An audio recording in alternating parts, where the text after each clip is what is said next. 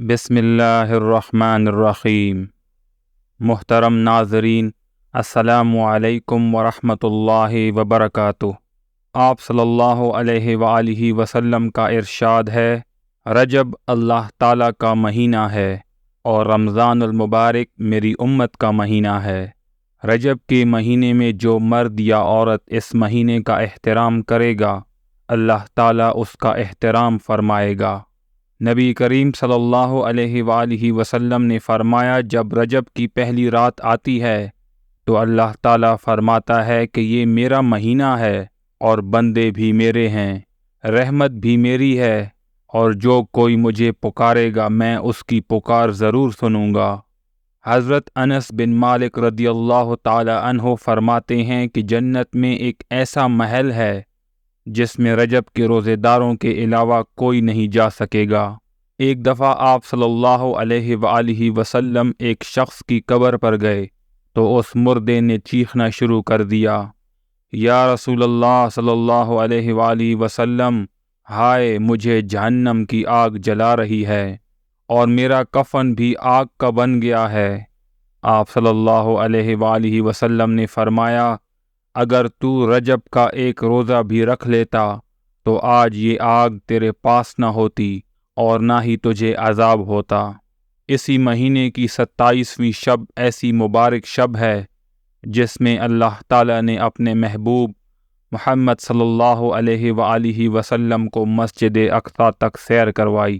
رسول اللہ صلی اللہ علیہ وآلہ وسلم براق کے ذریعے بیت المقدس تشریف لے گئے اور اس جگہ براق کو باندھا جہاں انبیاء اپنی سواریاں باندھا کرتے تھے۔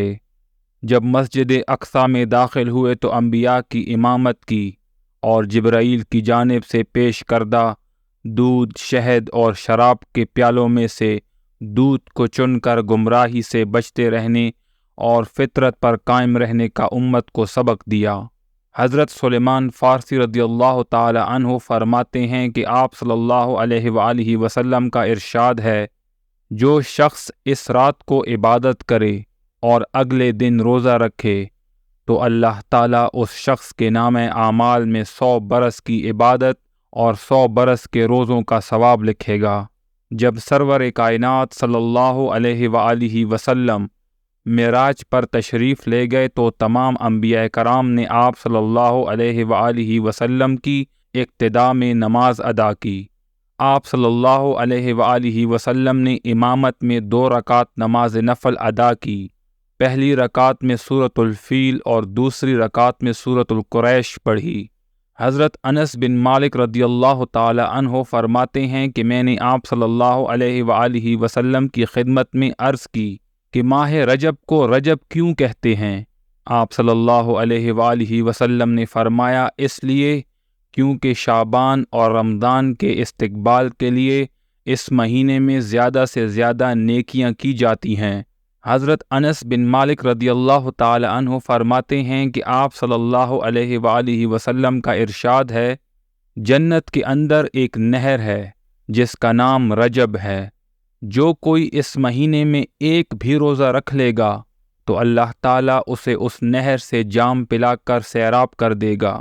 حضرت عروہ روایت کرتے ہیں کہ حضرت عبداللہ بن عمر رضی اللہ تعالی عنہ نے فرمایا، رمضان کو رمضان اس لیے کہتے ہیں کیونکہ اس مہینے میں موسم خزاں کی طرح گناہ چڑھ جاتے ہیں، اور شوال کے مہینے کی بھی یہی فضیلت ہے۔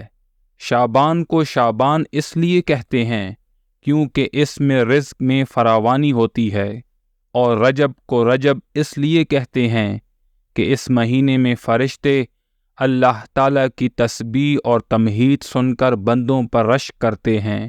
آپ صلی اللہ علیہ وآلہ وسلم نے فرمایا، جس نے ماہ رجب میں شب بیداری کی اور دن میں روزہ رکھا تو اللہ تعالیٰ اسے بہشتی پھل کھلائے گا، سوائے اس شخص کے جس نے کسی کو ناحق قتل کیا ہو، یا صبح و شام اللہ کا نام لے کر کسی مدد طلب کرنے والے کی پکار سن کر اس کو نظر انداز کیا ہو، یا کسی مسلمان بھائی نے مشکل میں اسے یاد کیا ہو اور اس نے مدد نہ کی ہو۔